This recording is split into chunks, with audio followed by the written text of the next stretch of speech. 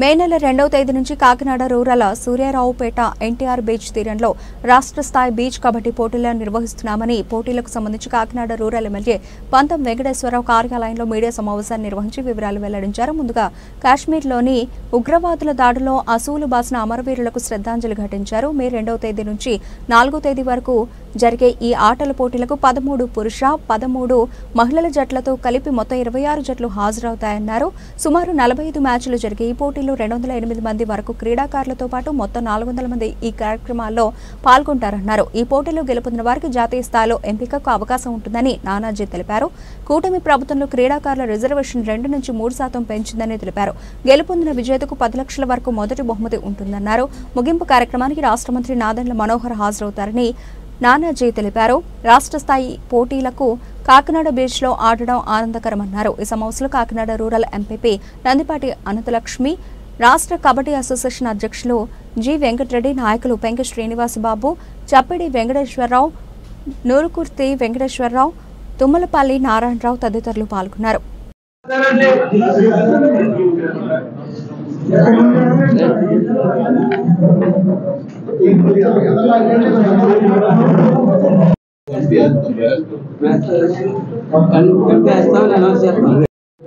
ఒక్క నిమిషం మనం మౌనం ప్రకటించి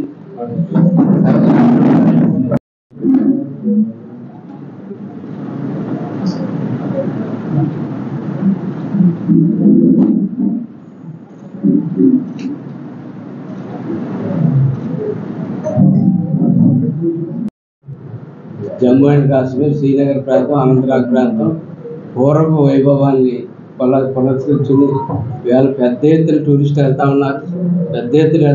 అద్దెలు రూమ్ 40,000 కూడా అద్దెలు ఆ స్థాయికి వెళ్ళిన పరిస్థితుల్లో కన్నుగుట్టినటువంటి టెర్రరిస్టులు 1 2 సంస్థ దాని పేరు రిలీజ్ చేసుకుంటే అదేదో దర్యాప్తులో ముందుకు సాగుతుంది.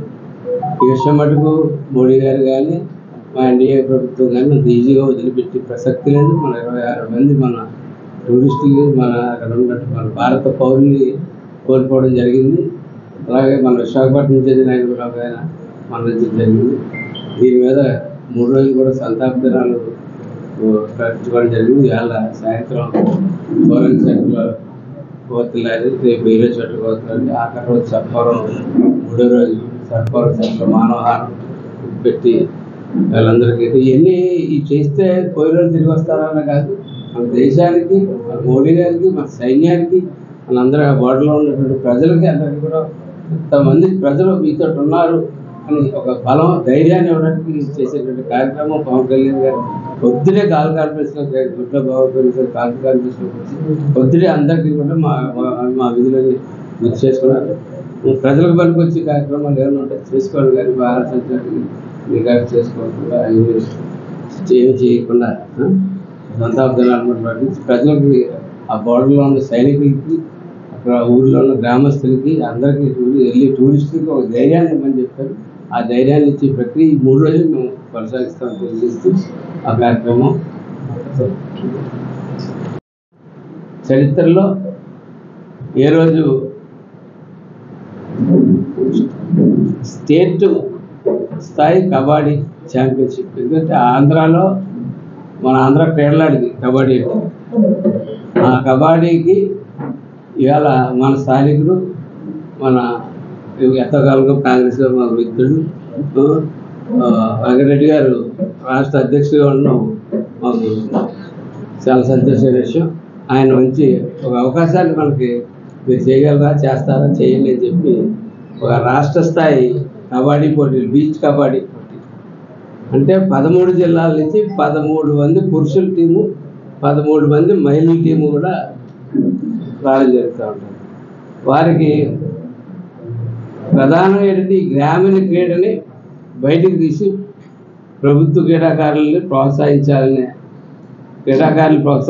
సంకల్పంతో ఈ రిజర్వేషన్ని మన కూటమి వచ్చిన తర్వాత 2% నుంచి 3%కి పెంచారు.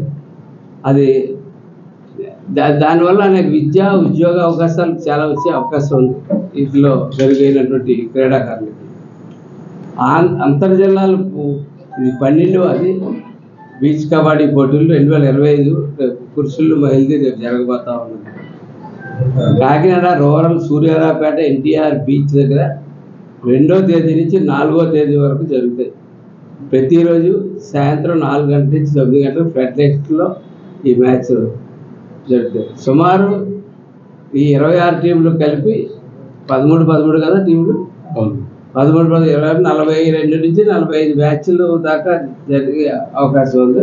45 మ్యాచ్లు 3 రోజులు కలిపి 45 మ్యాచ్లు నిర్వహించడం జరుగుతుంది. దానికి తగ్గటువంటి లేట్ అవ్వకుండా ఏమవ్వకుండా వచ్చిన వాళ్ళకి కూడా, అలాగే క్రీడాకారులకి అందరికీ కూడా తగిన ఏర్పాట్లు అయితే చేయడం జరుగుతూ ఉంది. సమ్మర్ కొంచెం డిహైడ్రేషన్ అయ్యే అవకాశాలు ఉన్నాయి కాబట్టి ఆ డిహైడ్రేషన్ అవ్వకుండా ఉండడానికి అన్ని ఏర్పాట్లు కూడా చేయడం జరుగుతుంది. ఈ పోటీల్లో 208 మంది క్రీడాకారులు పాల్గొంటూ ఉన్నారు. అలాగే 50 మంది ఆర్గనైజేషన్ ఏదైతే ఆర్గనైజేషన్ సభ్యులు అయితే లోకల్ ఆర్గనైజేషన్ సభ్యులు అయితే 60 మంది మొత్తం ఉన్నారు. దానికి సుమారు 400 మంది మొత్తం అవుతారు. వాళ్ళకి వసతి భోజన సదుపాయాలు ఏర్పాటు చేయడం కూడా జరుగుతూ ఉంది. రాష్ట్ర స్థాయి పోటీల్లో కలిసిన టీముల్ని బహుమతులు మొదటి, ద్వితీయ, తృతీయ పురుషులకు మహిళలకు అందించడం జరుగుతుంది. ఇక్కడ ఎవరైతే ఇక్కడ గేమ్ ఆడతారో, జిల్లాలో ప్రతిభ కనపరుస్తారో వాళ్ళందరికీ కూడా రేపు జాతీయ స్థాయి ఎంపీకి పోటీకి పంపడం జరుగుతుంది. ఇక్కడ ఎవరైతే ప్రతిభ కనపరుస్తారో వాళ్ళందరికీ నిజంగా కూడా కబడ్డీ అసోసియేషన్ వాళ్ళైతే మాకు ఈ కార్యక్రమం చేసే అవకాశం, అంటే ఈ సంవత్సరం బీచ్ ఫెస్టివల్ చేద్దాం అనుకున్నాం. కొన్ని మాకు ఏంటంటే దురదృష్టం, ప్రభుత్వం మాకు అప్పచెప్పేటప్పటికి 10 లక్షల కోట్ల అప్పు, 85 లక్షల టన్నులు చెత్త అప్పచెప్పిపోయారు. ఈ చెత్త క్లీన్ చేయాలో అప్పు వడ్డీ కట్టాలో తెలియదు పరిస్థితుల్లో మేము బీచ్ ఫెస్టివల్ కూడా చేయలేకపోయాం. కాబట్టి వాళ్ళు మేము కుటుంబ సభ్యులు అందరూ కలిసి స్పాన్సర్ చేసుకొని ఖచ్చితంగా మేము చక్కగా ఈ కార్యక్రమాన్ని నిర్వర్తిద్దాం అనుకుంటున్నాం. దానికి పత్రికా మిత్రులుగా మీ అందరి యొక్క అండదానంలో మా అందరికి కావాలి, మీ సపోర్ట్ మాకు కావాలా. దీన్ని జాతీయ స్థాయిలో, నేషనల్ స్థాయిలో, రాష్ట్ర స్థాయిలో మీరు చూపించాలా. చూపించి కాకినాడలో క్రీడా రంగానికి కూడా ప్రాధాన్యత ఉంటుంది. ఖచ్చితంగా కాకినాడ రూరల్లో ఇటువంటి కార్యక్రమాలు జరుగుతాయి అన్నది పబ్లిక్ మీ ద్వారా తెలియజేయాలని చెప్పి కోరుకుంటూ, అలాగే దీని తర్వాత దీని నిమిత్తం కమిటీ వేయడం జరుగుతుంది. ఆ కమిటీ ప్రెసిడెంట్ గారు అనౌన్స్ చేస్తారు, ఆర్గనైజ్ కమిటీ. అట్లాగే దీని మీద టెక్నికల్గా ప్రెసిడెంట్ గారు మాట్లాడతారు. ప్రెసిడెంట్ గారు మాట్లాడేలోపు మీరు అన్నీ మాట్లాడతారు సార్. మోడల్ పెంటదళాలు గేమ్కి నేను స్టేట్ చైర్మన్గా ఉన్నాను. 4 సంవత్సరాల నుంచి అధ్యక్షులుగా ఉన్నాను. ఇప్పుడే చైర్మన్గా ఉండి అధ్యక్షులు వేరే పెట్టడం జరిగింది విజయవాడ నుంచి. అయితే ముఖ్యంగా ఈ బీచ్ కబడ్డీ అనేది 4 టీమ్ 4 పర్సన్స్ ఆడుతూ ఉంటారు. ఒక టీంకి 4 పర్సన్స్ ఉంటారు. ఇది అంతే సార్, 4 పర్సన్స్. మామూలు కబడ్డీ అయితే 12 నుంచి 15 2 రకాలుగా ఆడతారు.